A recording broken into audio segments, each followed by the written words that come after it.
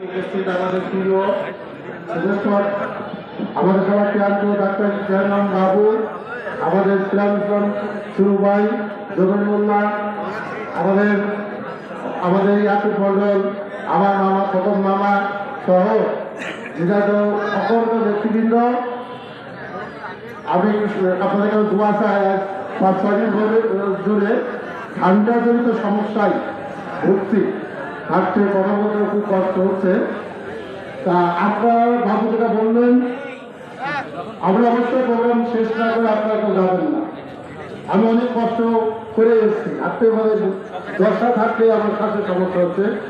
তা আমি তাকে দেখলাম একটা ইন্ডিয়ান এক নেতা ভাষণ দিচ্ছেন, সাবেক চেয়ারম্যান, যে ভালো লাগলে রাত 2:30 পর্যন্ত মশিউর রহমান ভোট চাচ্ছিলেন একটা গ্রামে পশ্চিম অঞ্চলে। তাও ওনার বক্তব্য ভালো লাগলো শুনে। আমার শুনলে মশিউর রহমানের যোগ্য উত্তর সুরি একজন নাম বললাম, বলছি না, আমি মনে করি মশিউর রহমানের যোগ্য উত্তর সুরি ডাক্তার ইব্রাহিম বাবু। তারপরে যদি কেউ থাকে তা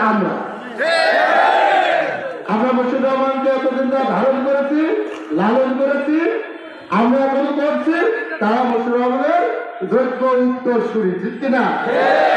এখন অনেকে এই পর্যায়ে মশিউর রহমানের যোগ্য উত্তর, একমাত্র যোগ্য উত্তর সুরি। আমাদের কোনো ভিডিও আছে, আমি দেখে রাখতে দেখে বাবুটা দেয়নি, হয়তো দিলে কষ্ট পাবে, আমি দিয়ে একজনকে দিয়ে রাখলাম। হ্যাঁ, বিষয়টা কথা বলছি যে এখন মশিউর রহমান ভোট আসছে, আমাদের মশিউর রহমানের প্রয়োজন লাগছে বলছো।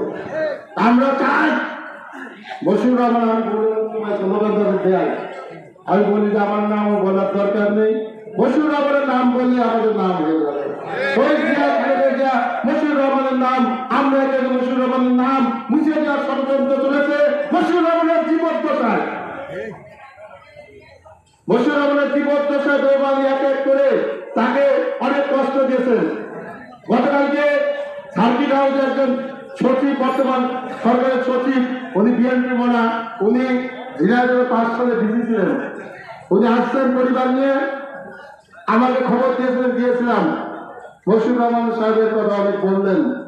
তারপর উনিও অবাক হলেন যে এই যে পুজো চলে গেছে, মশিউর রহমান চোখের কোন বলছে, ও নিজেও উনি অবশ্যই আগামীতে ভালো জায়গায় যাবেন, বিএনপি বা কুমিল্লায় বাড়ি।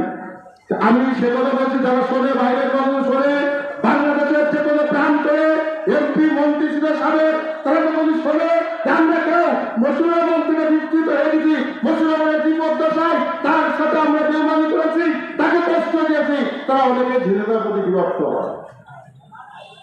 উপস্থিতি, সে কারণে আমরা মনে করি 1 সপ্তাহের ভিতরেই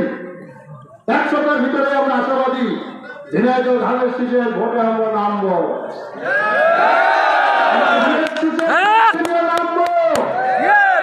আমাদের নেতা মশিউর রহমানের ভবিষ্যৎবাণী হিসেবে আমরা আশা করি আমাদের এইখানে যারা বেইমানি করেছে, এইখানে বাবু যেটা বলেছে চাঁদাবাজ কিংবা টেন্ডারবাজ কিংবা অন্যায়কারী, তাদের কোনো জায়গা ঝিনাইদহ হবে না। আগামীতে ফ্রেশ রাজনীতি করতে হবে। আমাদের তারেক রহমান বাংলাদেশে আসার পর আমরা যতটুকু জানি উনি কিনে এমএলএ রাজনীতিবিদ খুঁজবেন এবং দেশের জন্য ইতিমধ্যে দেশের কর্মসূচি ঘোষণা করছেন, স্বাস্থ্য, শিক্ষা এবং বিভিন্ন সামাজিক কর্মসূচি। আমরা মনে করি বাংলাদেশের জনগণ আগামীটা সুফল ভোগ করবে।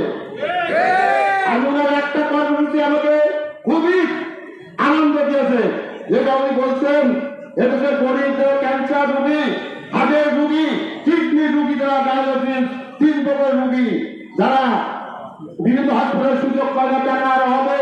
উনি বলছেন যে উনি এবার কেয়ার হসপিটালের উদাহরণ দিয়েছেন, ওইখানে রোগীর ক্যাপাসিটি আছে 150, রোগী থাকে 30 জন বর্ণকেরা।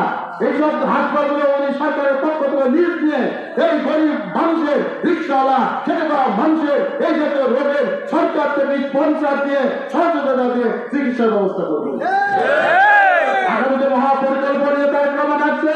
আমরা বাংলাদেশে যে ষড়যন্ত্র হচ্ছে, হাতির উপর আক্রমণ হয়েছে, আমরা ঐক্যবদ্ধ থাকবো। ডাক্তার ইব্রাহিম বাবু সহ আমাদের সবার নেতা কর্মীদের আমরা সবাই নিরাপত্তা দেওয়ার ব্যবস্থা করে বিভিন্ন ভাবে সহযোগিতা করবো, চোখ কান খোলা রেখে আমরা আমাদের রাজনীতি করবো। ইনশাআল্লাহ ইনশাআল্লাহ আমাদের দলে অনেক নতুন লোক আসবে, আজকে ভিডিও করে রাখবেন। এরপরে আমাদের ভোটের সাথে বড় লোকরা নিতে হবে, সেই কারণে আমরা ভিডিও করে রাখবো।